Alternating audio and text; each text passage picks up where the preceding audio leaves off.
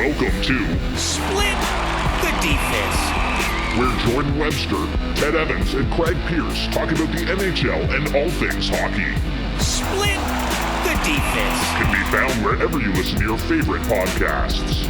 It's also broadcasted on Amherst Island Radio, 101.3 FM, and online at CJAI.CA.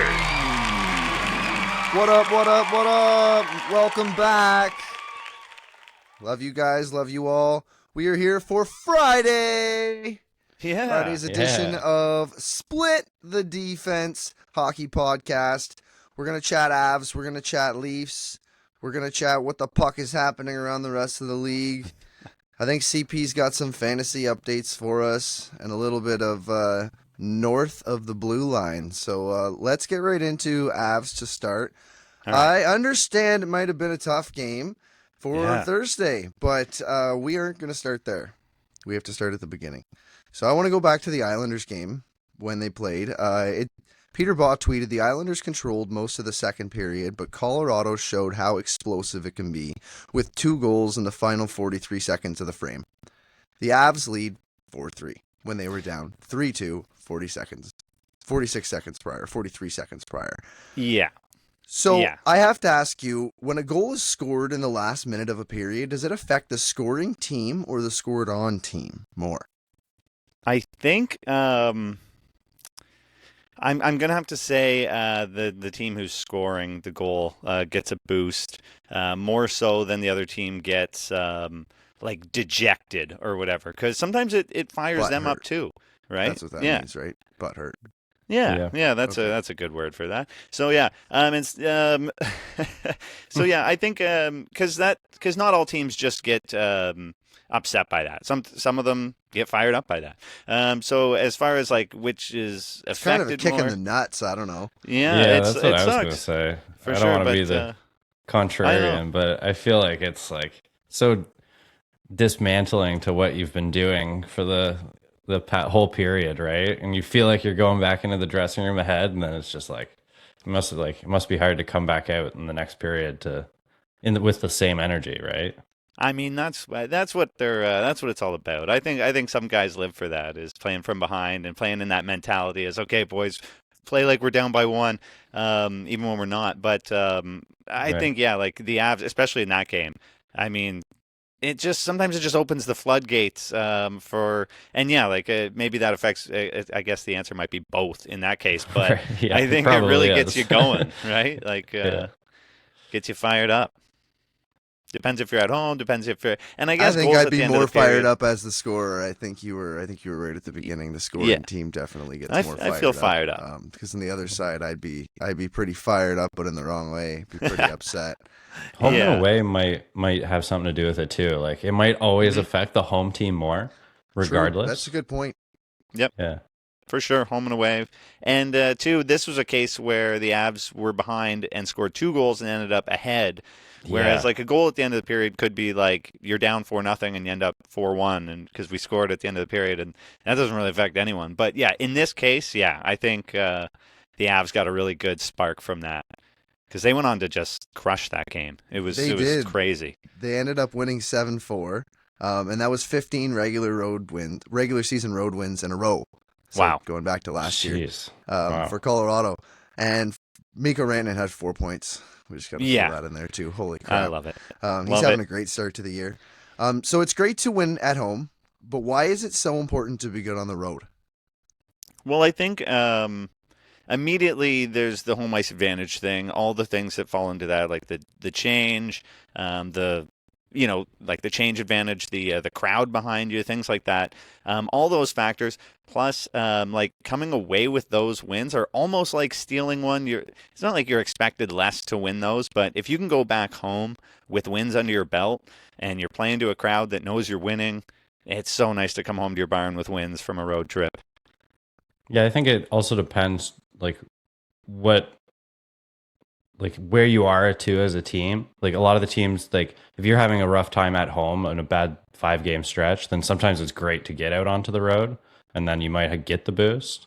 And that's why some teams are kind of road warriors, because typically it's the harder thing to do is to get wins on the road. So I think teams that can do that, that is a a special type of character in the dressing room, I think.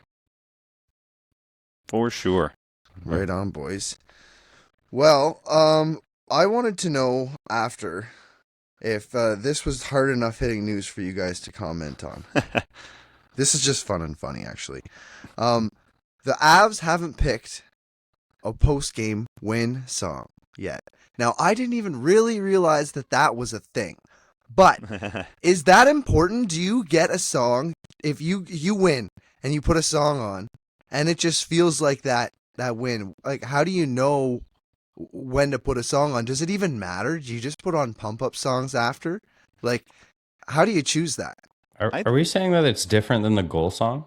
So when you go back to the dressing room and somebody puts a song on, what's the song on that we put on every single time that we win? This guy goes over, it'd be Ryan Reeves for the Leafs. He goes over and he hits the play, and we're playing this song first. This is the song that plays because we just won. Well, it's another motivation in a sense. Is okay, we're gonna have that moment, but yeah, it could be any song, like you said, like any pump up jam. Like, when you're gonna win, we're gonna go back to the dressing room and have a big celebration, whatever song plays. But also too, that could be like a little bit of, you relive that moment every time, and it's another carrot at the end of the stick that you're chasing. You're not just chasing the win, you're chasing the party with the boys and listening to that song, whatever that song may be. I think it's also got a lot to do with superstition, right? Yes, like, big time. Once we win, we put on that song because then we're going to win again. And exactly. Then again, and then and again. You relive every that, time we put that song on, we win, right? Yeah. So I've never really thought about post-game rituals as much. Like, I was always, when I played sports, it was always about pre-game, like what music I listened to. I wasn't like super superstitious, but like I did kind of have my quirks before games. So, but like the after, it was normally just like go to the locker room, like cheer, like, but like a bit more of like a relaxed vibe. So like I would think I would vote for something not so pump up, but more of like you don't want it to be a slow song either, though. It's like somewhere in the middle. We are the champions. Not so corny. A little on the nose. Yeah, that's right on the nose. But it's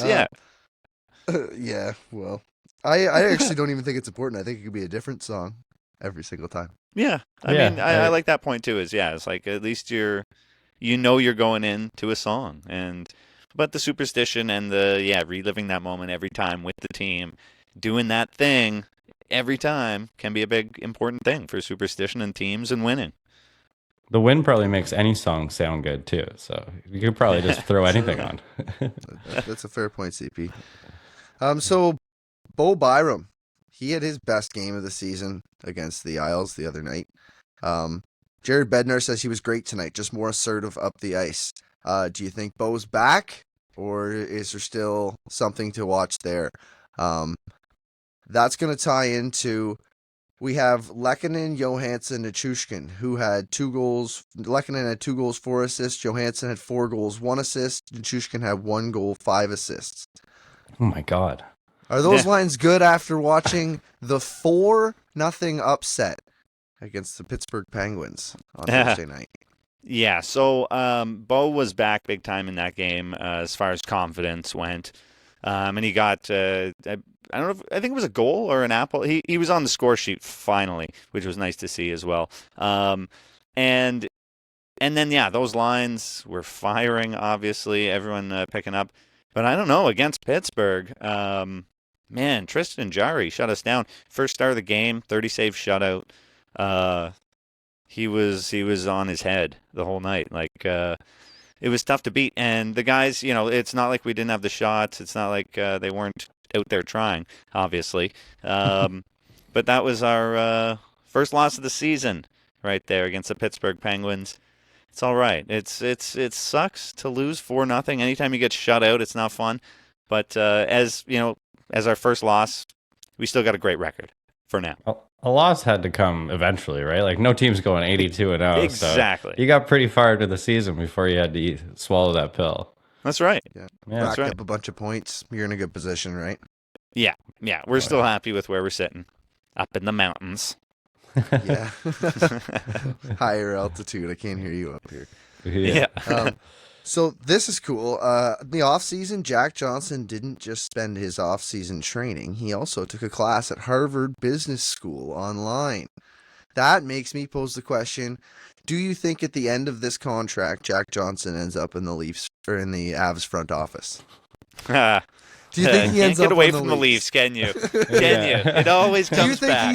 Do you think he's going to end up working for Big Joe up in the mountains? I could totally see it. Yeah. Big Joe Muffera? No, sorry, that's Leafs. Yeah, Super Joe. Yeah, that's Stompa Tom. Yeah. No, we're going Canadian content again. Sorry. Yeah. Back to the American side of things. Yes, back to Denver. Sorry. Yeah, I think Jack Johnson could end up in the front office, and something like maybe like the Muzzin thing, like a pro scout or something to that effect. But if he's got that business degree too, or at least some kind of, it backs it up a little bit. For sure, for him. You have to wonder what he's actually going for, getting this business degree.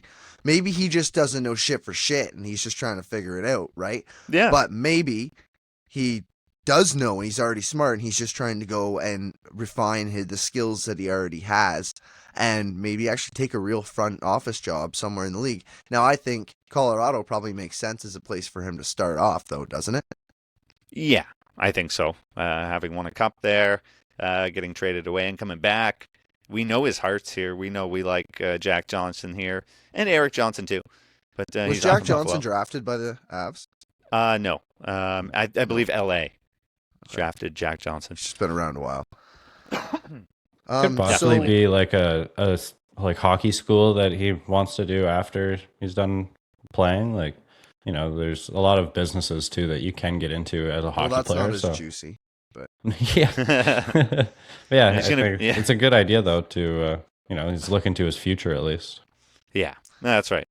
He's going to open up a like a guitar store or something. He's just pissed. It's just something not juicy straight up. Just but I mean, like, if I had that kind of money, I would 100% take a course. Just like, and it's like, do you get a degree out of it? It's like, no, but what do you get? The knowledge. Yeah, I have all this money. Yeah, sure, I'm teach learning. me. Teach me. I want to be greater. Like, absolutely, sure. I would do that. I think that makes a whole ton of sense. Yep. Chris McFarland talked to Emily Kaplan of ESPN, I believe, or The Athletic, one of the two. And see, it must be The Athletic because this is a Peter Baugh tweet. Right. Peter Baugh tweeted, Chris McFarland talked to Emily Kaplan and had some notable tidbits on Landeskog.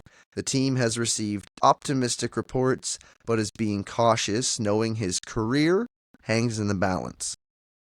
McFarland won't get excited about potential return until he's cleared for more intense skating.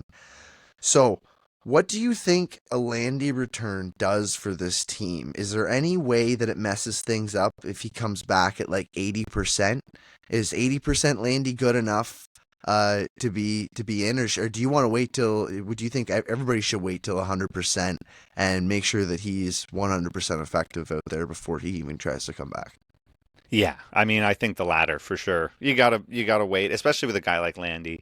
Maybe some guys come in around playoff time and they'll play through injuries, but he's going through something right now that's essentially been set to take him out the whole season. And it's not something you want to mess around with or play around with or risk. Because if it goes another step, it could be his career in the balance. So let's wait till he's back. But I think him just being around the team, there was a time when he came out and skated with the team at a practice last year around playoff time. And that gave the guys just an energy boost and, morale boost. So as long as he's still around the team through this time, we'll wait till he's Hundy P.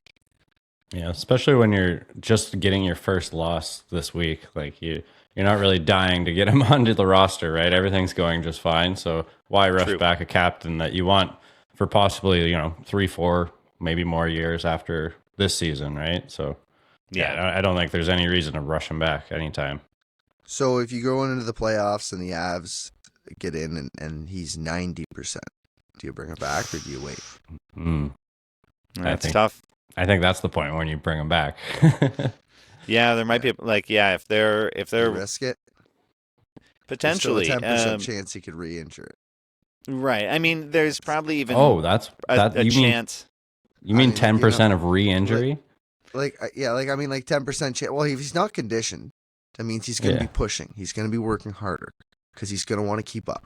If he was conditioned Right. and his muscles were trained, then he would be able to keep up naturally and there'd be less strain on his muscles.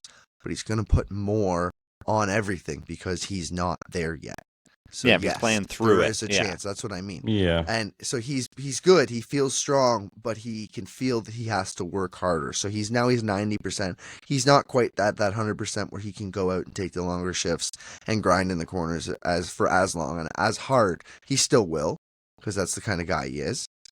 But do you bring him back then, or do you wait till he's 100% with his career hanging in the balance? I don't know. I guess we see, like, that's the point where I think we start considering it and seeing how he's really feeling, doing, like, really testing things out. Again, if it's maybe not come back in a full role, like Landy on the top line and top minutes and top power play, but get him. Imagine him on a fourth line. That'd be insane. Right, stuff like that. Yeah, just getting him out there to break it up, spread it out a bit, and give him some less minutes. But maybe again that throws off chemistry. So I don't know. Yeah. It's just something to consider at that time. I think if he's not 100, I think it's still a question time kind of thing. I thought we were maybe talking about 90% ability, not like 90% health. So like at 90% ability, I definitely bring him back. But at 90% health, I'm still at that teetering point where it's probably maybe not worth it, and especially like you said, Ted, like we'll see what the situation is if that actually arises. I think I didn't mean health. He'd have to be 100% healthy to come back. I know what you mean. Even with 90% ability, you're going to be working harder. At 80% right. ability, I am like 30% of Gabe Landeskog's ability. I would be so fucking sore the next day when I woke up after trying to go play a hockey game with those guys. My whole body would just be dead done. I'd be like so easily injured on the ice with these guys. Like not even with those guys, like with you guys. We go out and train like that. There's a good chance I'm getting hurt. Right? I play a weekend of baseball, and it's a pretty rough go Monday morning the next week. But these guys can do it, right? Yeah. These guys can do that. So if he's not conditioned in that way, and he's only say even at 80% was the original question, do you bring him back at 80% condition ability, or do you wait till 90%? Is it 95%? At 95%, maybe is that the max? Is 95 the new 100? Orange is the new black here. Like, what do you? I don't know. Most guys play at 95%, but I personally think for his age and his value to the team and the length of his contract, you make sure he's 100% if you want to play him this year. Next year, you can start having those conversations of where the new 100% is for Gabe Landeskog. But I think this year you have to make sure he's 100% before you make a call that he's coming back on the ice and he's going to play in anything like the playoffs. You know what I mean? Like if he's not without a training camp, without a preseason, with everybody going full pace, I just think it's too much and too much of a chance that he could re-injure himself. He's still got he's like 5 years left on his contract, right? Like 5+, doesn't he? I can't right off the top of my head remember what it is, but it's, he's got a good amount, and Yeah, it's worth it to wait this year. When they said he was going to be out for the year, I kind of figured that's what we should do. Don't rush anything. And just wait till he's good again. We'll reassess in the off season and see how he's doing for the start for the 2024-2025 season, or whatever. Or right? Is that the next? That's what it would be. Yeah. Yeah. Jeez. It seems so far off. I know it sounds ridiculous to say, but yeah. I think that's probably the best bet. All right, boys. Well, why don't we get into sleepers and keepers with CP? We'll do some fantasy talk. All right, guys. So last week we were talking about making trades and kind of holding on your players if you are having a bad week, but also going and trying to get new players that are starting off slow. And I've done it twice just since last week. So Timo Meier, I wanted to draft him in both my leagues, and I wasn't able to. Sometimes the dice don't roll like you want, right? So one thing that made me really invest in this one trade is that I'm trying to load up all of my starting line because I do a lot of streaming when it comes to the end of the season. So the bottom of my team changes a lot. And so I was kind of had that in mind going into the season. Like I had too many really good players that were sitting on my bench some nights. And so I kind of was trying to do like a a 4-for-2, a 3-for-1, 2-for-1 types of trades to make my team smaller but stronger. And so the first one that I ended up pulling off was Pettersson and Meyer for Scheifele, Batherson, Getzel, and Comfer. And what do you guys think of that one? That's crazy. It worked out, man. Like, I think you got what you wanted, man. Star and star for mid, and mid. No, I'm just kidding. No, Gensel, Gensel isn't a bad player. Scheifele, I'm not huge on. Batherson, I'm not huge on. They're both good, not great. Scheifele's had a really good. He's a good stream, so he's like a good to have at the bottom. Like he's at that bottom tier where he's not quite streamable, but he's not. I don't know. He will probably end up on the waiver wire here at some point. But you got Pettersson and Meyer. You got Pettersson in that deal for that somehow. I have no idea how you got Pettersson too.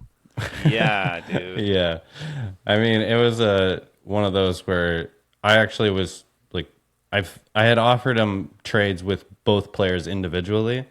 And then the way it just worked out was he wanted Marner, but I was just not backing down. And so the guy that I did this trade with, he's actually moved on from these players, a few of them at least.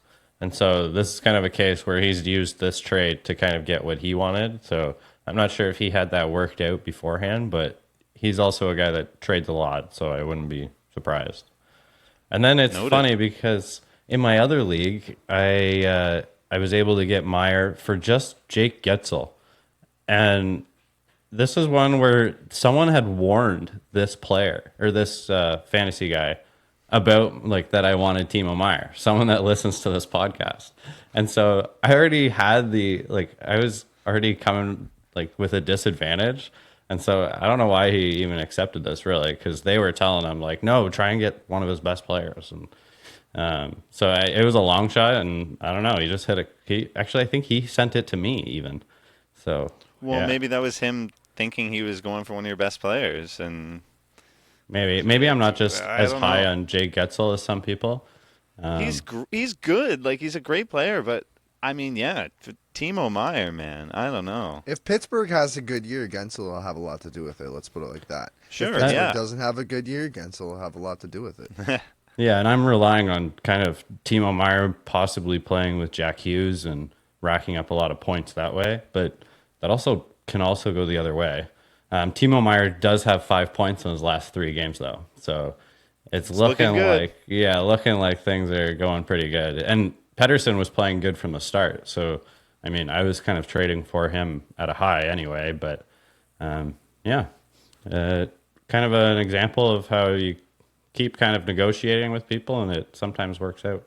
I mean, it could go the other way. I've had trades where I think I've won the week of, and then the next week, injuries happen, things like come up, and maybe I'm not looking so smart, but yeah, it's kind of the risk you got to take, right?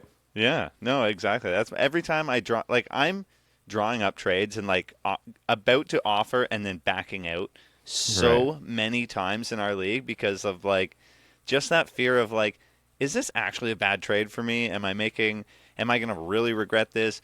Or on the other hand, is this guy just going to think I'm an idiot and chirp the shit out of me and be like, what the fuck are you doing in our league, you tool? And we all have examples of that. Yeah. I don't know. I just don't want to, I don't know. You don't want to lowball people either. Like, there's that balance, right? You don't want to lose the trade right off the hop where it's a quick accept, but you also want the person to maybe bargain with you a bit. So, yes. Yeah. I think this going forward for the next little while, people should be jumping onto the goalie market. Like, a lot of the goalies out there just haven't had a good start. I'm not sure if this is a trend in the NHL starting where, goalies were already just so hard to rely on anyway, but some of the best goalies are not off to great starts at all, including Shesterkin, who everyone really relied on as like a sure thing, right? And so if you can, Samsonov for the Leafs, I still don't think his chances are over. Even though it's gone back-to-back starts to Joseph Woll, I think they're a little bit invested in him because there's not a great backup plan. I don't think they want to go to Woll so early. So looking at those situations are kind of what the game plan from here on out. Fair. No, those are some good on. goalie names to bounce back. I think that's right, man. I'm always looking at goalies. Yeah, it is. I It's think funny one that thing people. for me, sorry Yeah, to cut in. I think one thing for me is the trades that you don't accept, right? Like you sent me a couple of trades last year that by the end of the year I was kicking myself that I didn't accept. One of them was Jacob Trouba for Braden Point when Braden Point had a terrible start and then he went and scored 50. Right. Yeah, that's tough. And then once he gets on that streak, I'm not willing to make that trade, right? You kind of Exactly. Yeah. Exactly. So I wanted Jesper Bratt this year, which I think I'm going to preach about every single time. He went before, and then he went on and got himself a hot start, so now I'll never get him. So you just kind of have to maybe wait those things out because people's value is completely skewed right now. So it is good. The way that you bought low, hopefully it pays off for you. Yeah. I think also in your other league. Yeah, I'm not sure if it goes well for me in this league, it affects you too as well negatively. I hope it goes well for you. I'd hate to see you miss the playoffs. I hope we all make the playoffs. That would be fun just all for the I show. All I care about is my money back. If there's we haven't decided how this money's going to be split because now there's more money. But if you get your money back from the pool, then it doesn't matter. This was all fun for nothing. This is all free fun all year long. So I don't have to be first, right? Right. It's not Ricky Bobby. If not first or last, I'm still fine as long as I still get to play the game again next year and not go in the negative by playing this fun, silly game. So, right. That's the excitement, right? It's just trying to place. I'm not worried about finishing. It'd be nice if all three of us place. Wouldn't it be great if all three of us were top three? That'd be wild. I wouldn't care the order. No, all three of us top three. That'd be so sick. I've never cared about what place I am going into the playoffs. Like if you're the 8th place, you just have just as good of a chance of winning. No one gets a bye, so you got to beat everybody eventually. So and when it comes to the end, it's a bit of a it's all by chance, right? You have to be lucky. It's not all about picking the right guy. Some of your guys, if they're injured, it's just there's nothing you can do about it, right? So I think a lot of it is luck. If you can't practice, you can't practice. Yeah. Yeah. All right. Well, that was awesome. Thanks, CP. That was Keepers and Sleepers, our fantasy segment here on Split the Defense Hockey Podcast. Let's check in on the Leafs. So why don't you start with what we have prepared, and then we'll hopefully have the end of the game here and get to see a big dub from the Leafs on this Thursday night game when we record. I hope so. So starting off with Matthews, we've got a tweet from NHL Public Relations. Austin Matthews scored his 140th career goal and tied Dave Keon for the 4th most Maple Leafs road goal. Oh, road goal. Oh, yeah. 140th career road goal. I was going to say, feels like more. But either way, tied Dave Keon for the 4th most in Leafs history. And that's behind Matt Sundin with 203, Daryl Sittler, 158, and Ron Ellis with 146. So, yeah. So we had, before the game that is going while we're recording, they had played Washington, right? And is that what you want to get into first? Do you want to see that? I think we should talk about that. Yeah, Ovi and Maddie. So you've got a comparison here that you showed Webby here. Maddie on a tear. So we've got the amount of goals for Austin Matthews and Alexander Ovechkin. Goals after 487 games played. Ovi, 307. Matthews, 306. Right there. Goals head-to-head, Ovi with 9, Matthews with 8. And points head-to-head, Ovi with 17, Matthews with 20. So that's pretty amazing. The only thing I did note was that Ovechkin was in his 25-year-old season, and Matthews is in his 26-year-old season. So it's not quite the same. Yeah. He's kind of a year ahead. If we're talking about Ovi's slowing down now, so that means Matthews would have to be 1 year older and still keeping that pace, and Ovi's kind of a freak. So I think it's kind of a silly stat. But Matthews is on a tear. Mm-hmm. That is so true. And it's one of those things where, like, what Ovi has done in his career since after those 487 games is pretty spectacular. Just the amount, how he's been able to stay steady as a goal scorer, which is really hard to do. And this year might have a slow start, but I'm not counting him out to not still scoring like 40 this year. True, eh? I can see that. Ovi's got 40 in him this year still. It'd be tough, but I think it's doable. Yeah. Yeah. And, Ovi's got that spot, but I've got this another pick here you threw up in here for me, Webby.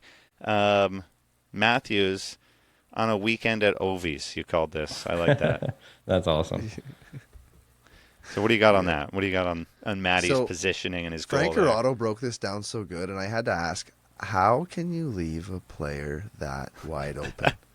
Yeah. But Frankie Corrado, he's great. I didn't clip his video of the breakdown. I messaged him on Twitter and didn't get a response, so I just didn't take it and put it on because I didn't want to be that guy.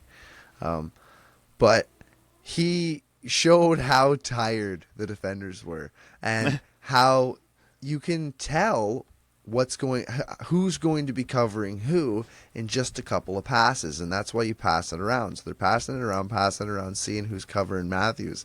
Once that guy gets tired, because he's the guy who has to run all over the place, then they dump it down low because that guy's up at Matthews. Now he's tired and can't get back, so now by the time he's back, they pass it back up to Matthews. He's all alone. Bang, he fires it in. But Amazing. It's funny, he scored it right from Ovi's office. Yeah, it looks that the picture we have literally looks like it's just like Matthews like superimposed into with like no one like within 5 feet of him either, like just wide open lane to the net, and then goalie didn't have time to move out at all. Like it was probably one of the easier goals of Matthews' career. Oh yeah, I'd say so. That's so true. So all right, so what else did we have on that? Was there any more on that, or did you just want to go on with you? I think you had some texts, too, that were pretty funny. It was Callie Yarncroke was the next thing I wanted to talk about. Oh, yeah. Callie up on the top line Yarncroke. Oh, my God. So is he in the wrong spot? Like, I mean, who's the right person to be there? Like, well, they were outshot the other night, 8-0. CP sent me the text that said that. That's not good. I missed a bunch of that game because I was playing dodgeball. And Tuesday nights, it's just different sport each week. This week was dodgeball. We won. Nice. We won. It was fun. It's not like they didn't have like offensive pressure. Like they definitely were in the zone some, but you definitely outshot 8-0 was not awesome. That's for sure. No, so I think the right guy to be there is probably going to end up being Matthew Nyes, and I think they're just inevitably waiting for it. The problem is I think that everybody knows it, and the writing's in the sand, and I think it's going to end up happening too early. I think we're all going to wish that it happened later once it's happened, and we've gone a year. We're like, we should have waited. They were right on the right track to not playing there to begin with, but they got desperate, and they put him up there because you got to fit. I think Michael Bunting was a bigger loss than you think. I don't know if Bertuzzi's going to gel with those guys. They haven't yet. Like to this time when they play together, they really don't look cohesive as a unit. Now that's Matthews and Marner also don't look very cohesive as a unit, but I think that they really need a guy that can stick, and I think Michael Bunting was underappreciated when it came to the fact that he had chemistry with those guys. He could play with both of those players. Yeah, I think everyone kind of because we had Hyman and he left and we all missed him, but then we got Bunting. Right. And so we all knew that it wasn't quite as good as Hyman, but at least it was like, it's easy to find someone to play here, you know? But it turns out that we all knew Hyman was a loss, right? Like we all knew that. Bunting looking was back too, fine, we'll replace him. Tyler Bertuzzi, that's better. That's a better Bunting. Yeah. I mean, that was what everyone was going with, and I was a bit on that train too, but it's not as easy as you think to play with really good players. Like I've seen a couple times where Bertuzzi just hasn't been ready for one of Marner's passes. And because you never really know where it's coming from. I used to play basketball with a guy like that who it was tough to play with because sometimes you would not even expect remotely the ball is coming to you, and then all of a sudden it might hit you in the face. And so it's one of those things where once you get to playing with really good players, like it's not everyone can really do it. So I think that Nyes is a guy that can do it. He has high end skill, and I think that he's the right type of player too. So I think by Christmas was what I said last week, and it might be sooner based on how things are going. I do agree, though, Jordan, that you don't want to rush someone's development, but he's just looked so promising even on bad lines.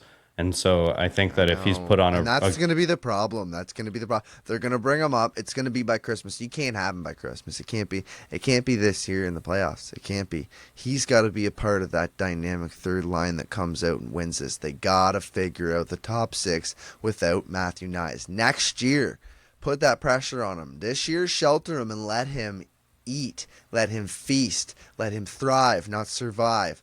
Right?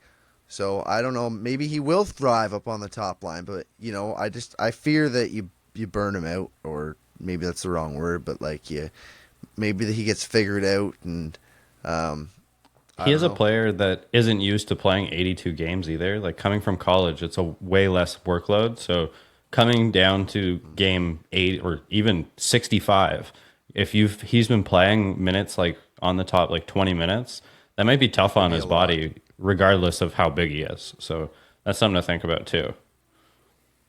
Yeah. True. That's a good point. Yeah. Some more of those texts were pretty funny. I thought they were pretty good. Were you putting those? Did you want to? Yeah, have you given us permission to read your text? Okay. No. Oh yeah, that's fine. Yeah. Okay. So George, do you want to just read them out? Okay. So I this is how it was because I missed the game. So I was like, all right, give me a play-by-play. We need some shit to talk about here. So he's like, well, the Leafs dominate. They did have a great game, but CP says, oh well, Caps have been shit, especially Kemper. LOL.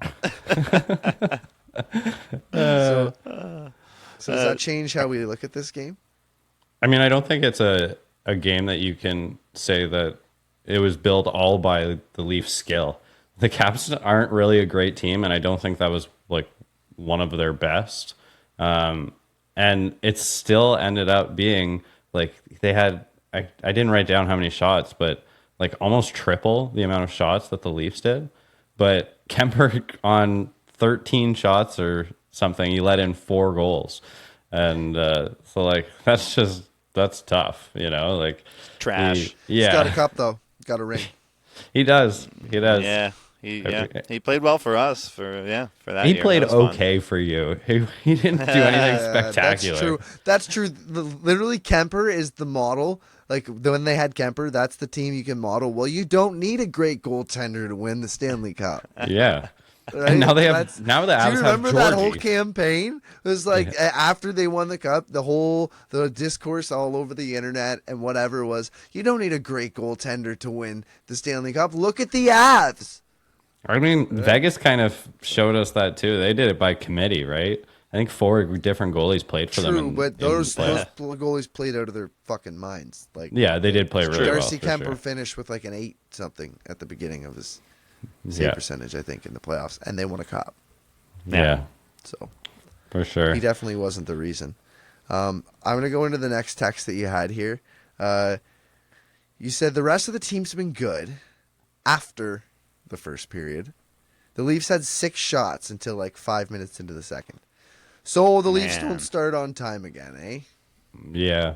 It was I was pretty frustrated in the first period. Not the only one either. My whole Leaf chat was turning on them. All my friends are those type of Leaf fans that are instantly just against the team. I don't go that far, but I was upset. It just seems to be the script for this team for 5 years or something. Why? I'm not sure. Is that a coaching issue? Is that a player personnel issue? It can't be a coaching issue. There? Yeah, it's been multiple coaches, multiple assistant coaches. So it's Austin Matthews, William Nylander, Mitch Marner are lazy. Is that what you're telling me? Just say it into a microphone. Well, I'm not sure it's lazy. It's some players take a bit to warm up. Like, and especially like we saw McCabe get injured tonight, and I think it was because of the 25-minute opening ceremony that he had to sit through after warming up. Then he goes out there for 10 seconds, and he now has pulled something. Oh, been there, done that. It's a terrible feeling. Right. Shit. So like I think partially it might be the way. Nothing's really bad, but like I'm done for like 3 to 5 days at least 3 to 5 days. Like, yeah, I know it's not bad. I've done this before. Yeah. But the Leafs are notorious for having long opening ceremonies as well. So I don't know, like the Caps one wasn't anything, but it's just this team just seems to have that problem. Earlier, like today, I'll spoil it. They started on time. I felt it from the beginning. It was much different than the other night, and so hopefully that's an improvement. Right away, though. No, but I felt the momentum, and I thought right before they did score that I thought that they deserved one, because they were getting some chances and kind of disrupting Dallas in the middle of the zone. So yeah, I was a lot happier with their start tonight than I was against the Capitals. But, yeah, same. Yeah, and that was kind of where I felt that like Kemper was kind of the issues, because like they weren't putting any pressure on him. And also, though, it is kind of hard to play net when you're not getting many shots. A lot of goalies struggle with that. So maybe it's not on Kemper as much as the Leafs kind of lulled him to sleep and took advantage. But yeah, on the opposite end, though, Wall was just amazing. He had to face a lot of shots. Nothing that's going to be on a highlight reel, but just very consistent. And he just makes me feel so much more comfortable than Samsonov in net. Their play styles couldn't feel. Yeah, like their play styles couldn't be any different. And and so I was feel a little funny, and so I said, Sammy, if Sammy was in the net, this game would probably be 5-4. And for the Caps. Yeah. And I do stand behind that, just based on the way that Wall didn't have to make any big saves, but he had to make a lot of repetitive saves, moving across and making 2 or 3 saves in a row. And his style is way better than Sammy, where Sammy would be farther out of his net. And it's more of a blame on Samsonov's play style than really his skills. I think that Wall is a goalie of the future, and we're going to see almost all of the goalies look like him. And it's more safe, no big movements, just always being in the safe spot. And part of it's instinct of Samsonov likes to jump at pucks, right? Like if you're sitting there going to make a save and he wants to move out towards the puck, where Wall will let a puck come to him. And so that makes it so you can't control every rebound, and so it just makes you be in the better position for the second or third shot. And that's why I'm really pretty... thought... Go ahead. Sorry, go ahead. I just think that Wall is a good goalie for the future. And I know it's early, but everything we've seen from him has been very safe and consistent. I really thought that Samsonov was going to be the starter, like the number one clear starter, and that the Leafs don't get nice things. So guys like Joe Woll don't come up through the Leaf system. That doesn't happen. That only happens to other teams that aren't the Leafs. And when it happens to the Leafs, like a year or two before that happens, we trade them away. So I really thought that Samsonov was going to be the goalie of the future. I thought he was going to sign, another 3-year, 4-year deal next year and be the guy, and they were just going to have Martin Jones back him up, But Joe Woll has been absolutely outstanding. He's been the guy, and if he continues to be the guy, I think he should just continue to keep the net. Like, it's yours until you lose it, bud. That's how I'd do it. I think best case scenario. Obviously, it depends on if it's like back to back, but like if it's not a back to back, and like even on one day's rest, I don't care. Like if you want the net again, Joe, or do you want some rest? If he says I'll take the rest, then you let him take the rest because he's not used to playing such a heavy workload. But if he's like I'm good to go, play the horse. Right. I think the best case scenario is Samsonov finds himself a little bit here, and then you can just do a 1A, 1B scenario until you get later on. I think it's great that Wall has looked promising. I don't want him to have to take on the workload, just like the Matthew Nye situation. 1A, 1B.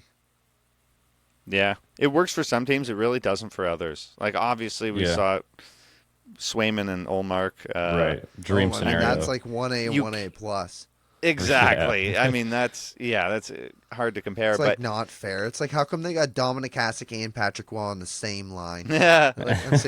Like, that's not fair. It's like, Yeah, it's funny because I'm seeing it with a few of the goalies that I picked up in fantasy have been playing this back and forth. Ottawa's kind of doing it with Korpisalo and Forsberg right now, and it's kind of not going great for either of them. Yeah, it might be a B and C type of honestly, situation. yeah, Dumb and that's dumber. where it's tough. Yeah. But I mean, I'm not really a fan. The Leafs have done that before, and it dates back to the Bernier Reimer situation. Yeah, 1A, 1B, and then you can even go to when Freddie was hurt, and we had more of a Freddie Jack 1A, 1B, and then we had Samsonov and Matt Murray last year, and it was 1A, 1B. And can we just get a 1? I just want a 1. Do you think it's one? I just want a clear 1. Like, I don't want a 1A, I don't want a 1B, I don't want to flip flop. I just want a 1. I want a guy that just does his job every year, and that you know that he's going to be the guy.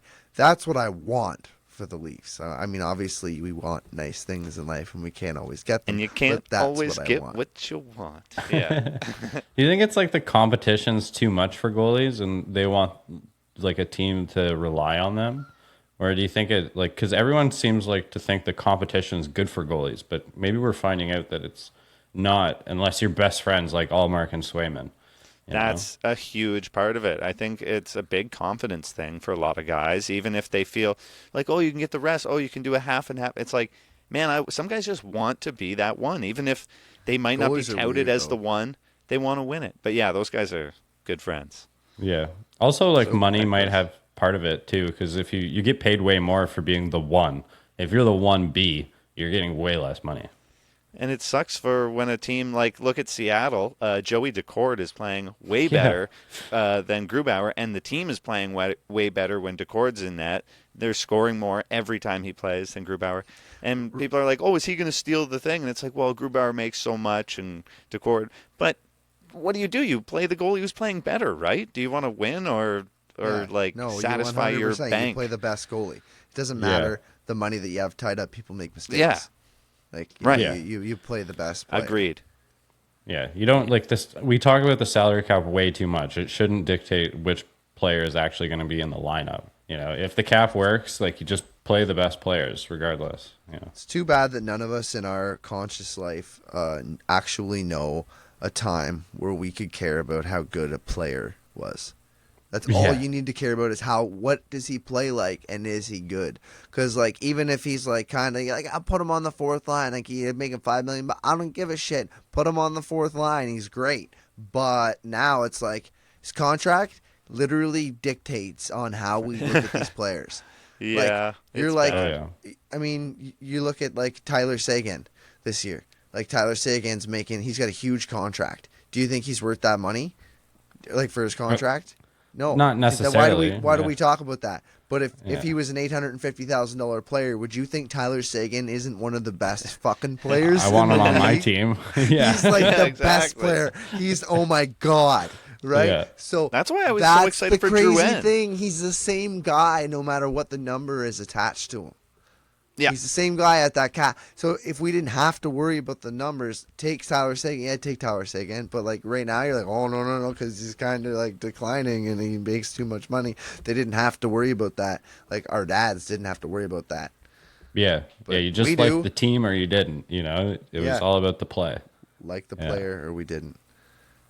Speak about like the player. What about John Tavares? You wanted to show John Tavares some love. What do you got to say about JT? Well, I mean, just coming right off of what we were just talking about with money is that he makes $11 million and everyone just wants to refer back to he's not worth it. And like, I want to point out that when he was signed for that, we all thought that this was the start of the decline, right? And he showed that like he's playing just as well as he did when he was on the island when they signed him to this contract, right? And no one seems to give him enough credit. They'll beat him down as much as possible, but he has 10 points in 6 games, and I haven't heard anybody say anything about it. There's not one article written about him that I've seen. And I haven't written the article yet, but I've been enjoying the fantasy love. Right. I mean, he's just a player that's so underrated, right? And I think that regardless of how much he makes, I think that we should start appreciating that on the tail end of this contract, he's still providing like we wanted him to and what we agreed to pay him $11 million for. So he's got this year and next year left, and that's it, right? Yeah. And then after that, you get the Leafs. sweetheart. He's going to be like, $3 million a year or something like that. Yeah, 2 years or 3 years, and then all of a sudden he'll make $850K or $1 million, whatever minimum wage is, until the end. Yeah, for sure. The last thing I wanted to touch in on is the Leafs have had a few overturned goals. Right? That one the other night was funny. The one they got, their video team is elite, obviously. Yeah. The Keefe and the video team behind the bench are like 10 for 10 in a row or something like that. I heard that the other day. That's crazy that they just don't get it wrong. Especially when you watch like baseball, as they brought up John Schneider, he always gets it wrong. You have a video camera and this team just constantly, the team of video guys just constantly fuck this call. But at the Leafs, they've got it, right? Every time they seem to get it. And the Leafs had a goal, they got scored on, and then a goal got called back. What did you think of that? Was it easy to tell that it should have been called back? Because I actually didn't even go back and watch the play. I'm that lazy. You didn't see it? Move on. Nope. Move on. Oh my God. Ovechkin like dives over Joseph Wall and ends up in the back of the net. His stick hits him across the face on his way through. Wall gets actually bumped up by a few other players. And it was hilarious because the Leafs actually took a timeout to decide whether or not to challenge it or not. It took them even to the very end of the challenge or of the timeout to decide whether to challenge it. And I'm sitting there, I'm like, he's in the net. Like, I don't know how clear it can be. Like, a Wall is down. Like, Ovechkin looks like he was trying to tackle him like a football player and missed. And I don't know how the net didn't come off either. And and as soon as they said the challenge, it took about 10 seconds for the refs to look at it, and they called it back. And what was it, for goalie interference, or it hadn't crossed the line? Or no, goalie interference. Okay, they just crushed them. And so do you think that's the reason that the Leafs were able to swing it around? Because you think if they started on time, what if they didn't start on time? What if that goal went in? What if it counted? Then they don't start on time? Is that how we call it now? How big do you think that was to the Leafs winning that game? It was pretty massive, I think. Like my frustration was partly because of like I knew that like the puck had gone into the back of the net because it was a breakdown defensively before that, and I think without Ovechkin barreling into the net, then it was a legitimate goal by Washington. So like that weighed into my frustrations with them, and they got lucky.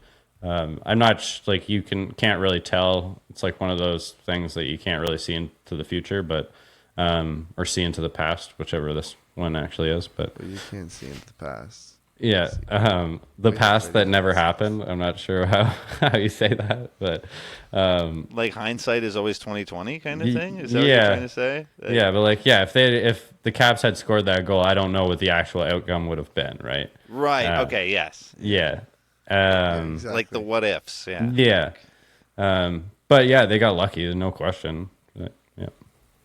Yeah. Well, I think that was huge. So why don't we switch segments over to here, and we'll jump into some. Well, why don't we just read some quick France news, and then we'll jump into north of the blue line. So the 4 players from the Kingston Frontenacs have solidified their positions on the National Hockey League Central Scouting Players to Watch list. That's a mouthful.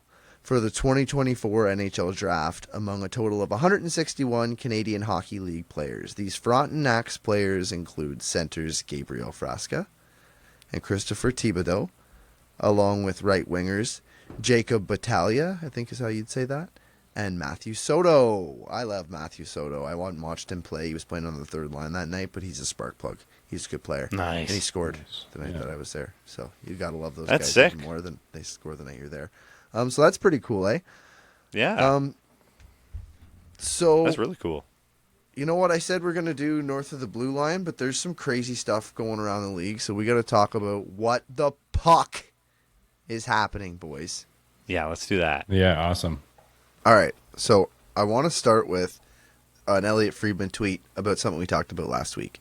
Mm-hmm. There's word that the NHL and NHLPA and NHL Player Inclusion Coalition have agreed that players will have the option to represent social causes with stick tape throughout the season. This includes games and practices. Good. So that's a big W for Travis Dermott. Let's get some clap track on that. Woo! Yeah, we love Travis Dermott. That's amazing. Yes, Thank we do. God. Good for him. Good for standing up for the league, because we absolutely love that one fringe guy can change that. Yeah, it wasn't huge. even a star player. It was Travis Dermott, who makes probably next to nothing right now, and is playing in Arizona, freaking Zona. And he came out and he did it, and they're like, well, we can't do anything to him. We can't touch this guy. You can't touch anybody. They can do whatever they want. That was too far, too beyond silly. It was too far, too much silly goose. It couldn't be. It was ridiculous. I'm glad we backtracked on that. Yeah, Changed for sure. it. Good. I think also, too, like the media protected Dermott a bit by making it such a big story. And there was going to be so much backlash if they didn't change this, right? So this was not really a good choice by the NHL. They messed up originally, and they didn't have any other choice but to reverse it now. Because either they were going to not enforce the rule that they just made, or they were going to suspend Travis Dermott or fine him, and the world was going to just be on their front door with picket signs. So, And flaming bags of dog shit. yeah. Sick hat, by the way. Oh, yes. Thank you. Dope, My nice dope pride hat. Yeah, Yeah, I'm going that's to pick sweet. up one of those myself. Yeah, I couldn't resist when I saw it. Yeah, it's a nice piece of material you got there. I'm glad to see it. Show support. Fuck it. Bang who Yeah. you want. I don't care. Unless I'm trying to bang you, then sometimes it's disappointing. That's the worst feeling I ever get from it. Right? You're not into me? Oh. Besides, I do whoever you want. I don't care. Like, I love who you want to love. We're going to hate each other for who you love. Let's not get into that. So, Zach Kassian, he retired from the NHL. I didn't know he was gone, but I think he's hurt. Like, he got hurt. So, he kind of, you either choose or he chooses for you. And I think it was his time. But he got 12 seasons in. He was selected 13th overall by the Buffalo Sabres. Did anybody else realize that? Because I certainly didn't. Now that I think about it, I'm like, oh, yeah. But way back in 2009, when we were just in high school, 13th overall. Ted, you might have been older than that. 'Cause you're an old I was man. just out of college, yeah. Yeah. We were just in high school. Yeah. High school. And Kassian was drafted 13th overall by the Sabres. He went on to play for the Vancouver Canucks, Edmonton Oilers, and Arizona Coyotes. He, quote, said, "To play in the NHL is one thing, but to make a 12-year career of it, it's pretty special." No doubt. Coaches, to equipment staff, to fellow players I've met along the way, I've made so many relationships that are going to last a lifetime. So, so no true. shit, 12 years in the league. Good for Zach Kassian. Go Zach Kassian on your way out. Bit of a grinder, bit of a plug at times, but definitely was very valuable for teams at times. I've watched him have great moments where he said, "I wish I had Zach Kassian on my team." Yep. Yeah. That was a He while had back, but tough 12 seasons he played. Those weren't some easy seasons on the body. He played a certain way that's tough to keep up. And had a great career, though. And I'm sure there's a lot of teammates out there, too, that respect him more than everyone else does, because he wasn't someone who flashes with the points or anything, but he's stuck up for a lot of teammates. So I think he's got a lot of friends out there. He's probably got a few enemies as well. But Oh, I guarantee he has a few enemies. Yeah. I will note that he tried to sign a PTO with the Anaheim Ducks during the offseason. It didn't work out. Yeah, when you don't make the Ducks, like you're pretty much done. Yeah. I think a lot of it had to do with his health, though, guys. Like, yes, I think so. He still, like, everybody was questioning how much longer can Zach Kassian be Zach Kassian. He was a great player when he could play a certain way, but if he can't play that way effectively anymore, then I think obviously teams know best. So he also never played 82 games in his career. I think the most he had was 79 a few times, but I mean the last 4 seasons he had 59, 27, 58, 51. So he's been struggling with health. Sure, yeah. Well, I mean, what about the shortened seasons there? You probably played. I always forget about this. Yes, you are right. Every time that I look at them, I'm like, there wasn't that many hockey games. He only played that many games that year? Oh, yeah. So did everyone, right? Yeah. That's right. Yeah. Everybody is like, everybody was hurt in 2020. He's been struggling with health because he only played 50 games in 2020. I need to put a post-it note on my laptop here that says, don't forget about shortened seasons. Yeah, don't forget about COVID. How can you forget about COVID? I know. It's something that I try to forget. So. Repressed it. Yeah, just all that time is just, yeah. Yeah, no shit. So this is huge news. Let me get through this and we will talk into this. The Senators, Shane Pinto, to be suspended 41 games for violating NHL gambling rules. Elliot Friedman tweeted that, and he also tweeted this. He's told that Pinto's suspension officially begins with Game 1 of Ottawa's season, and it is not dependent on him signing a contract. So, from Game 1 of the season, he is suspended, and as far as Ottawa owns his rights, he's suspended with Ottawa. Say he was traded, he'd be suspended with that team for their games, still the 41 games of whatever team he's on. So, the key aspect of the NHL's official release, which Chris Johnston, reporter Chris of SDPN and TSN reported, that the 41-game suspension for the Sens Shane Pinto is that the league found no evidence that he bet on NHL games. So it's reasonable to think that the punishment would have been even more severe if the league had found that evidence. So Frank Saravelli, which is, love you, Frank. Mr. Leaks. Yeah, Leaks. Big Frank. Puts out, the NHL's investigation into Pinto came as a result of a red flag from integrity sweeps that revealed a Pinto connection to a third party or proxy bettor. Do you know what a proxy bettor is? Yeah, it's like a friend that bets for you, right? Yeah. Did you have to look that up today? No, it was pretty self-explanatory. Like an internet thing, right? Like if you're using a proxy server. Yeah. Oh, yeah. Well, now we all know. It's like, you got a third party. Yeah, something in between. But that's crazy. Yeah. This is a story, too, where everything like slowly came out, and then, Ottawa put out their statement, obviously.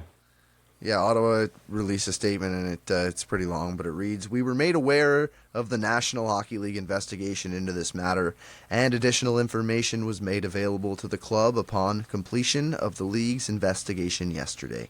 Shane is a valued member of our hockey club, an engaging, intelligent young man who made poor decisions that have resulted in a suspension by the National Hockey League.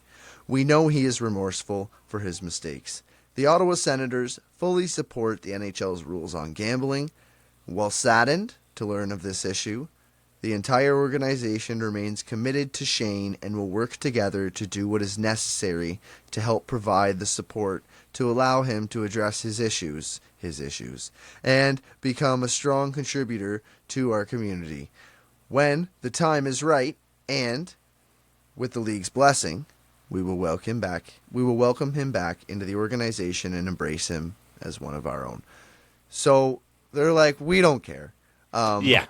That's why I said of saying, his issues. I'm like, why are you calling it issues? You're like basically saying, you're lying to yourself, Ottawa Senators, with that They're statement. just saying the things they feel like they need to say to be like, what do they mean to get over it? And that's crazy. To get over, which is going to be like, yo, don't do it again. He'll be like, okay, I won't. And they'll be like, word. And He released a statement too, and it sounds guilty, but like it's ridiculous. Like, I want to apologize to the National Hockey League, the Ottawa Senators, my teammates, the fans, and the city of Ottawa, and most importantly, my family. I take full responsibility for my actions and look forward to getting back on the ice with my team. He wasn't betting on the NHL. No. He was making the guy's got no contract. He's sitting at home on Sunday watching football. Like, Ricky, place those bets for me because I can't have an account because if I do, I'm going to get all red flagged and shit. He is allowed to have an account, though. Or maybe he didn't have an account and there was somebody else using it for him that got his login. Like, you know what I mean? Yeah. Maybe he logged in at somebody else's house and they got back into his account and he was like, place this bet for me. I don't know. I mean, that's a lot of speculation. But if you're not betting, it could have. That's the thing. It's all speculation right now. All of it. And the one concrete evidence that we do have is that they don't have any evidence that he bet on an NHL game. That's the one thing we do know. So with that fact, all this speculation means what the fuck is he in trouble for right now? That's what I don't understand. Do you guys think athletes should be able to bet on pro sports that aren't their own? Well, it's not. From what I take from that could mean that he didn't place a bet on an NHL game, but his third party might have placed a bet on an NHL game. Might have been his account. It still could be involved in hockey and NHL. But to answer your question, could an NHLer bet on a football game or a basketball game? If somebody else used his account, yeah, and then they bet, that'd be kind of stupid. That'd it's be a like loophole me way posting that they to the wrote wrong this, stupid though. social when I'm doing that. I'm like, damn it, I placed the wrong bet on the wrong account. Why the hell would that ever happen? Right? He'd have to call and be like, yo, I'm not there right now and can't do it. Or like, I'm in a state that doesn't allow gambling, which happens in the States. There's places where you aren't allowed to gamble, right? So like, I'm not allowed to place a bet here with my bet book. Will you go into my bet book and place this bet for me? You know? Like, who knows what the situation is. But if that's the case and it's not NHL, and from what I'm getting from Johnson's tweet, I'll read it again, is the key aspect of the NHL's official release on the 41-game suspension is that the league found no evidence that he bet on NHL games. That he bet. But then they say that he had a third party. So he didn't place a bet. Someone else could have and is just transferring the money when it's all done and cleared. Is what that means to me. Seems so weird too. Like, why does someone else have your betting info? Yeah, like make your own account, bud. You know, I don't get this. There's also I heard someone else. It's so he doesn't get caught. He hires someone to do it for him because he's not allowed to. So he says, "You do it." So you think he's just betting on the NHL, anyways? You think this third party is betting on the NHL? Maybe that's as much. It's as much of a maybe as someone signed into his account because he left his phone at the house or whatever you're speculating about. It's just as much. Crazy. There's also like rules that you can't bet within the arenas that you play in too, regardless of what sport it is. So is that it? Because I heard that's an NFL thing. Somebody got suspended just recently in the NFL for betting inside their NFL arena. But I don't know, is that an NHL thing? Because they all have their own rules, right? Right. I think they're all fairly similar, though. But so I can't get on my phone after and be like, oh, fucking Monday Night Football. You know, or like pregame. Like, who do you want? What's your picks for the pregame for the Monday Night Football, boys? I'm just pointing out there's so many different potential reasons for this, right? Like, so many rules that he could have broken to get this, and they haven't nailed it down enough. Like, we know there's a third person. We know that he in particular didn't make bets on NHL, but most other things are just up. But he had to have done something. He had 41 game suspension. Like, they must have found some shit. Because you don't just get a 41 game, a half a year suspension. And it was the betting. Having legit evidence of misconduct. Now, what that misconduct was is what I'm starting to wonder is, are we going to think it's misconduct at the end of the day? Or are we going to be like, well, that's kind of stupid? Because if it comes out that it has nothing to do with NHL hockey at all, then why can't he bet like a regular other human being? Like, he's a player in this league. He's not a player in that league. It's not like he can fix a fucking NFL game or a basketball game. No, I think, to answer that question, like an NHL player should be able to bet on an NBA game. But like you said, unless there's that rule, unless within the same arena, if they've got a rule like Colorado Ave couldn't bet on a Denver Nuggets game, maybe, because they have the same... maybe something like that. I don't know. That was a good thought. That's not even what you meant, ACP, but that's another good point that you brought That is up. a good point. That, like, you can't bet like the Raptors and the Leafs. You couldn't bet on the Leafs, can't bet on the Raptors. Maybe. But no, I was thinking like the players aren't allowed to like be in the locker room and make a bet. But if they are off-site and at home, they're allowed to make bets. Yeah. Right? True. They can go home and make football picks for Sunday and do it on their phone and whatever. But that should be legit. Like, that should be totally legit. They should be able to do that, right? So we're thinking maybe Shane Pinto did something a little bit. No, he's at home right now, right? He doesn't have a contract with the Sens. No, he's not. Back home in New York. That's what I mean. So he's done something more than just whatever's legal. Can you not bet in New York? Like, I think you can, right? Yeah, but this issue, definitely. Like, we're not sure about the time frame of when it was. Like, the betting website itself is what brought it up. Shit all comes up, yeah. So proxy sweep, computers, man, craziness. Yeah, the integrity sweep. Just absolutely nuts. So you want to show the coolest thing that I've seen come out of the PWHL in a little bit here? This logo is absolutely fire. Yeah, I thought so too. I thought, like, you know what? If you're gonna fucking nail something, you nailed this one. Yeah. Bam! Yeah. That looks so good. That is so sick. That is so much better than the NHL logo. For sure, 100% is way better. I love that it's clearly like W focused. Obviously for women's hockey, all that. It's got hockey. It's a great logo. It's amazing. It's very simple too. Yeah. Sleek and very good. So we got names, boys. We got names for the PWHL teams. Toronto. Okay. Have applied. Well, everybody's applied for the name. So, like, the board is like, no, your name fucking sucks. You don't get to have that name. Then they're not going to have the name. But if they don't, then the Toronto PWHL will be the Toronto Torch. The Montreal PWHL will be the Montreal Echo. The Ottawa PWHL will be the Ottawa Alert. Confusing. The Minnesota PWHL will be Minnesota Superior. The Boston PWHL will be the Boston Wicked. Yeah. And the New York PWHL will be the New York Sound. So that was filed by PWHL Holdings LLC on Wednesday, and pending approval, which I don't know why they would approve them. Like, pick whatever name you want, bro. Then, I think it's if it's offensive. Yeah, like, I guess. Yeah, no, that makes sense. But like, in any other context, whatever you want, bro. So it's I'm pretty sure these are all fine.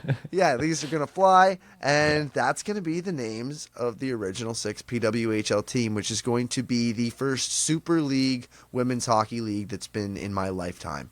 That's been in history. Yeah. It's the first super women's hockey league, and all women's hockey players from around the world are going to flock to this league, and we're going to have best on best, and it's going to be fucking awesome. 6 teams, amazing. Boys. Yeah. Oh, you know, like rivalries like crazy with 6 teams. You remember the year that we had Canadian hockey in the NHL, just all Canadian hockey all the time? Those guys fucking hated each other by the end. Yeah. These girls are just gonna hate each other by the end of the year. It's gonna be like, fuck that bitch. Like, I hate her. Oh man, I'm gonna fucking go and stomp this team. Like, honestly, it won't even be the girls too. It'll be like a few years go by. You'll have all new flocks of people coming in on these original 6 teams. Once you even get 8-10 teams with that little bit of teams, you're gonna be like, I just hate the logo. I hate the logo for the way it looks. You know, I've seen it too much. It just reminds me of too many bad times. It's gonna be so much fun to have an original 6 Super League for women's hockey, and I'm fucking stoked on that. Yeah, there might be some pre-established rivalries too from international play, so I'd be interested to see the first few games, like how things play out, how the rivalries develop, right?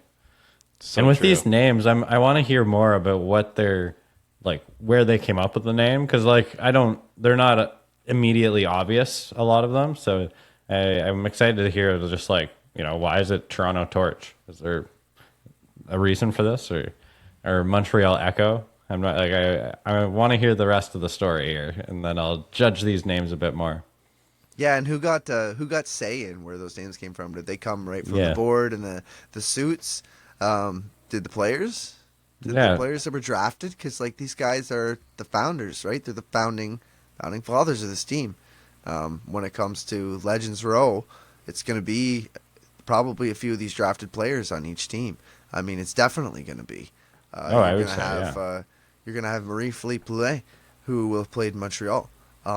and so she's a legend in herself. She may only get a couple of years there, but she's going to have played in Montreal, and she's going to be one of the first.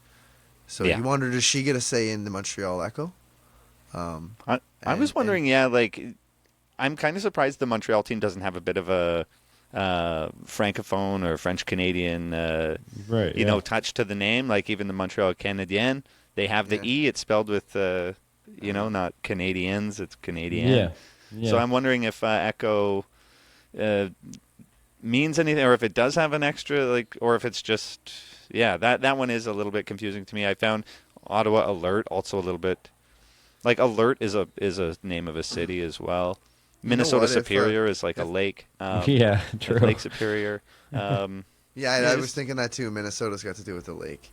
If Jeff Molson was smart, you know what he'd do? He'd take all the Molson Canadian and make it Molson Canadian.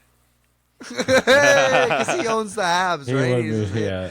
Boom! There you go. That's marketing right there. Hire me. I'm right here. I'm never drinking it again, though.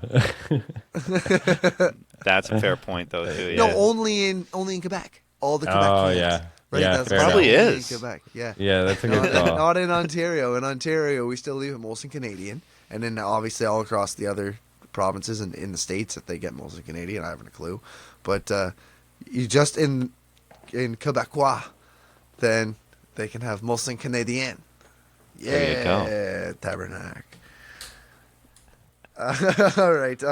So why don't we do a little bit of north of the blue line? We got a couple of teams to check in on, including the Edmonton Oilers, the Calgary Flames, and the Ottawa Senators. Take us away, CP. Yeah, so let's start with the Oilers. So it's been a rough go, to say the least, for the Oilers. Not only have they had a horrible start to their season, but now they've also lost their star player in McDavid, and that's basically the only hope that they have, right? Leon Draisaitl is amazing, but this team has been built around the two of them. And so even tonight, I'm looking, it's 3-0 for the Rangers against the Oilers tonight again. So not any better. Against the Wild, they were going into the third up 3-2, and they lost 7-4 by the end of it. That's awful. That's awful. What a ship burning. Connor McDavid's not there. Yeah, but it didn't just start in the last. It's Connor McDavid's only been a couple games. It's not going to get any better without him, I don't think. No. It's been such a rough go, and the one thing that this franchise was kind of looking forward to, the Heritage Classic, right? And now that McDavid's injured, would you guys have moved the Heritage Classic until McDavid is healthy, or honestly, or do you think that you just leave it to where it was, because it's like next week or something? Oh, it's too soon. But how long will he be out for? It was only a couple of weeks, right? So he might come back for the Heritage Classic. It's hard to say at this point. That's a big sell. This is a business, right? That is your top product, and people paid good money to go watch Connor McDavid and his merry band of men. Yeah. He's the star of the show. Do you know the first ever Winter Classic was Sidney Crosby played in it? It came down to a shootout, and Crosby won it in the shootout. It was like you couldn't have written it any better. It was like a sick thing to watch. It was like meant to be. And this is it. They're going to miss McDavid. It'd be like doing that without your guy. Right. And how many times did they show that on video after? It's such a moment for the franchise, right? Yeah, I don't think the fans would be upset. I know that they made plans, and there might be some hotels that might need to be switched, but I think if I was an Oilers fan, there's no way I wouldn't agree to this, right? Yeah, I'd be upset. I don't even think it's something that's I would been try, pitched, depending. It's really tough. That's a lot of people, right, man? That's it's a big event too. Reschedule. So you're thinking I don't know how many people are probably going to go. 40,000 people that have to reschedule. Maybe 50. Maybe I'm not sure the size of the venue. If 50,000 people had somebody cover for them that day if they had to, right? That's 100,000 people affected. So that could be really tough ask. And it could be it's for the people though. There could be days where it's it was perfect. I could do it this day, but it's next week I'm not here. I'm gone. Right. So that True. can be really shitty. You kind of have to honor it, and like there is also like it is not just the Connor McDavid show. They're not. It is a supposed team to have sport. that. It is a team sport. Yeah. Yeah. Like, as much as it is the Connor McDavid show, it's not supposed to be just the Connor McDavid show. That's just how the Fair. Edmonton Oilers have chosen to build this team. Yep. Yeah. I think it's one of those things where it's nice in theory, but when it comes practically, I don't think you can actually move such a venue that's so big, so many people, and they're so close to it as well, right? But yeah, it was just a thought. It's such a disappointment for the fans, really.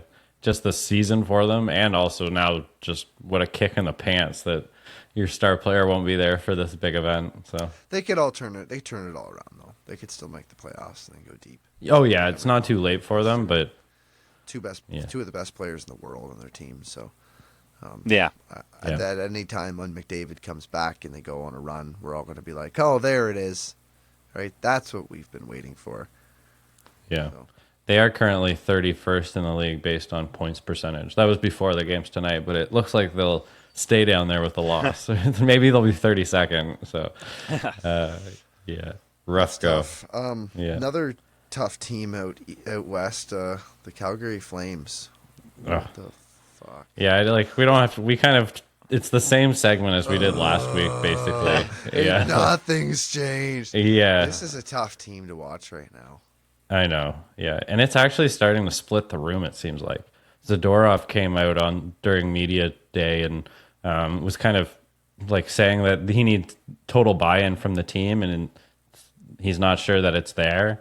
And then Coleman came out just later and like heard Zadorov and said that he doesn't agree with anything that he said. Like he thinks that it's buy-in, and I don't know. It's a rough situation there. Like at least the Oilers seem to be like banded together, but the Flames seem like Or this better might be media trained. or Nikita that. Zadorov's Yeah. just unhinged. Oh, a little bit. He Maybe is. he's praying for a trade. I would want that guy in. That's one of the guys that Brad Treliving really likes, and so That'd be great. He'd be a great listen. You imagine the quotes we get out of him. He'd own our show. We just run Nikita Zadorov clips. Be Nikita Zadorov and Ryan Reeves. That's all we'd listen to. yeah. Yeah. I'm not sure that this is a normal thing for Zadorov, but it might be He's the spoken sign out that he's before. ready He's to not leave. afraid. He's not afraid to speak his opinion. Okay. Oh yeah, I've I've heard seen some the side mic'd of up him clips too, where he's hilarious on the ice too. Like he will call people right into a fight, right into anything. Like he's not afraid of anyone. He does not give a single fuck. That's the guy I want on my team for sure. Yeah. When we were talking about enforcer, like he's not quite that, but he's the size of one. He's 6'6", 250. So he's definitely an intimidation He's kind of like factor. an Ilya Labushkin, isn't he? He's a Yeah. big, strong, hitting guy. He's not really a fighter, but he's strong. He's big and he hits. So, and I think he's decent at defense, third pairing enough, not a seventh guy. But he's definitely decent enough to be a solid third pairing defenseman from everything I've known. He's been around the league long enough that I would put that behind his name. Yeah, he was solid for the Avs back in the day. Yeah, he's always been a positive player. He's a really good shutdown guy. Doesn't really develop much offensively, but that's not his role. So, and the Leafs have too many of those players anyway. So, I mean, that would be a guy that definitely would fit in nicely. But. Yeah, All right. The last one here, just on the Senators. So a nice little story that Craig Anderson signed a 1-year contract to retire as a Senator. So, okay, happy news. Yeah. Good for Craig Anderson. Good for him and his family. We've all been waiting for this guy to Dumpster retire, fire I of a think. franchise. Yeah. You know, if they would have had Shane Pinto playing right now, then he wouldn't be gambling. And this would have never happened because he'd be too busy playing hockey. This is all your fault, Ottawa Senators. That's why they got us back. I just figured it out. Oh man, Yeah. that's funny.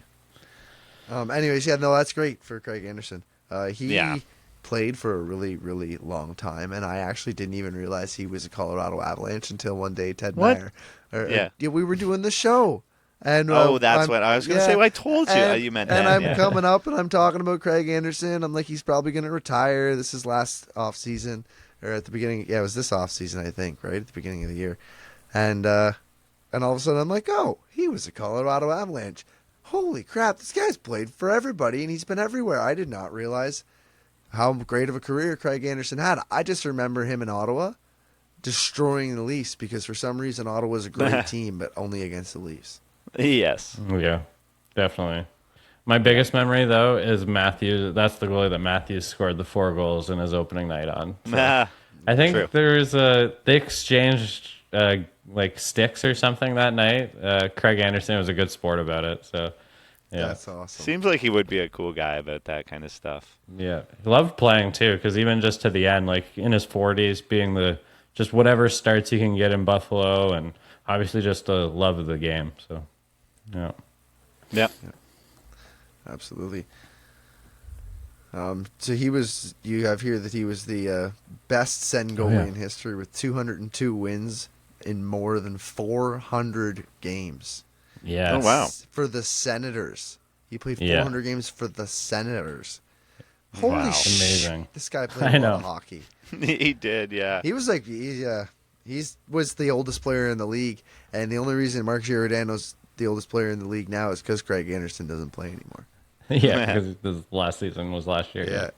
Yeah. I'm sure those two old guys are just sitting at the bars talking about when they had dark-colored hair. Craig Anderson had hair. And I was actually surprised too, just like the success of the Ottawa Senators too, that he was that goalie, right? So he holds the record for the most playoff wins by a Senator, and also just has the most games played. So yeah, well, that's because the Senators in the early days couldn't get any playoff wins because the Leafs would knock them out in the first round every time. So yeah, that's when like I was kind of good old days. Yeah, back in the good old days. Yeah, for sure. Yeah, absolutely. All right, so you got anything else to go on the Senators, or is that it? No, that's about it. Yeah. All right. So why don't we the media? We got a question here from the Puck Your Mother podcast, Al Babcock. He's been a guest on our show. We'll have him back again for sure. Yes, a major friend of the show. We love Al, and we love to Puck Your Mother. The next Blackhawks game. We'll have Al back on for the Blackhawks game. Yeah, that's right. Scheduled Definitely. Yeah, we love Al, and we love to Puck Your Mother. So his question, hypothetical fantasy draft. If there was a real NHL fantasy draft, who would you think goes top 5? This is not to win a fantasy hockey pool, but to actually build a franchise around, Al says. So who do you think goes top 5? Hypothetical. In like a general sense, it's like all the players right now. Yeah, it's pretty easy, I think, for me. I think that Cal McCarr would be number 1. And probably if I'm ranking them as well.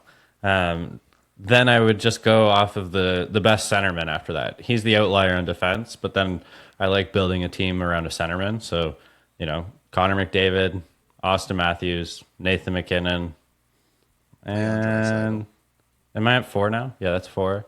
Yep. 5th, I'll put. No. I was just gonna say, I think Draisaitl would be 5. Yeah. Yeah, I think that's my 5. Down at 5. What do you think, Webby? You got a 5?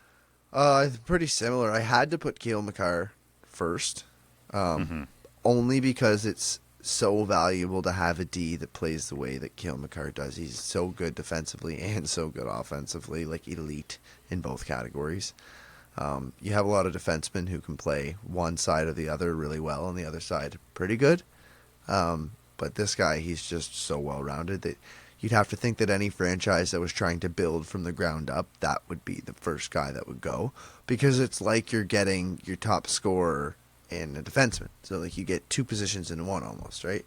And then I think second you go Connor McDavid. I think that makes the most sense. Third, I personally would have to say Austin Matthews. And then I go Nate McKinnon after that. And I struggled with Leon Draisaitl because we forget that there's a kid that we don't know named Connor Bedard in the league right now. Yeah. Jack Hughes was going to be We have no idea what Connor Bedard is going to do to this Chicago Blackhawks franchise. So, Leon Draisaitl, yeah, but I was trying to talk to you about it then. Is he just a goal scorer? Like, he had that great year. He's MVP. He has lots of points. Let's take him away from McDavid. Let's make him do it for 82 games by himself. Look how the Oilers are right now. They're not looking so hot.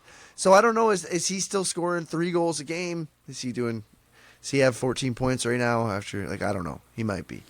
But I don't know, is Leon Draisaitl that guy, or is he a beneficiary of he is absolutely elite and one of the best players in the league, but he benefits from playing with Connor McDavid heavily.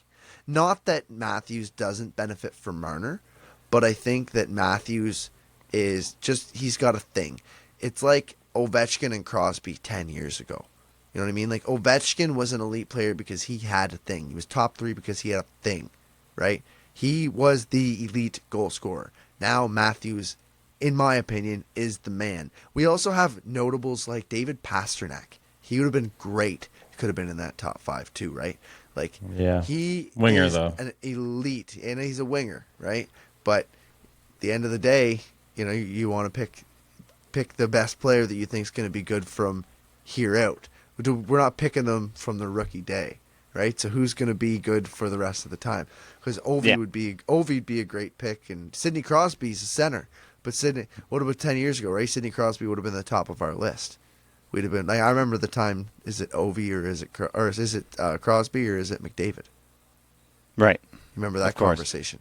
Who's the king when McDavid started? And then all of a sudden it was like, it's very clearly Connor McDavid. So once we figured that out.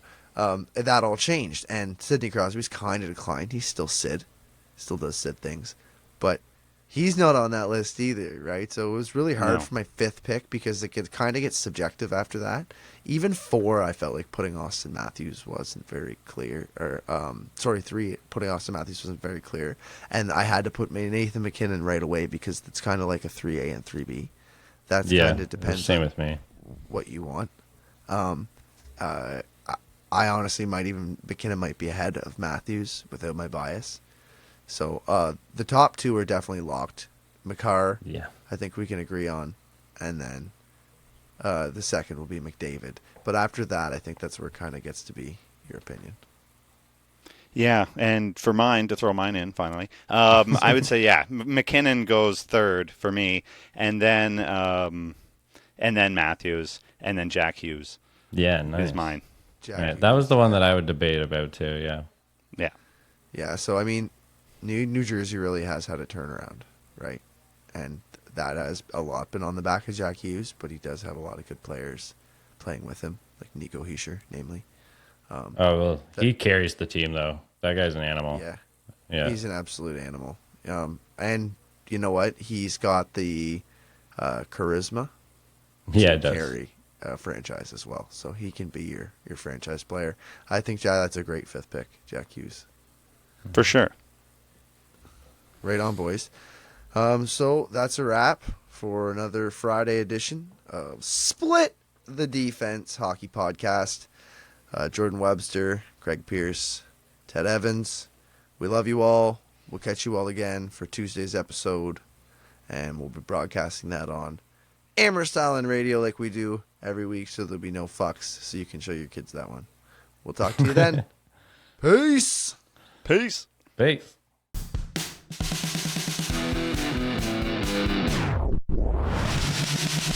You've been listening to Split the Defense, where Jordan Webster, Ted Evans, and Craig Pearce talk about the NHL and all things hockey. Split the Defense Can be found wherever you listen to your favorite podcasts. It's also broadcasted on Amherst Island Radio, 101.3 FM, and online at CJAI.CA.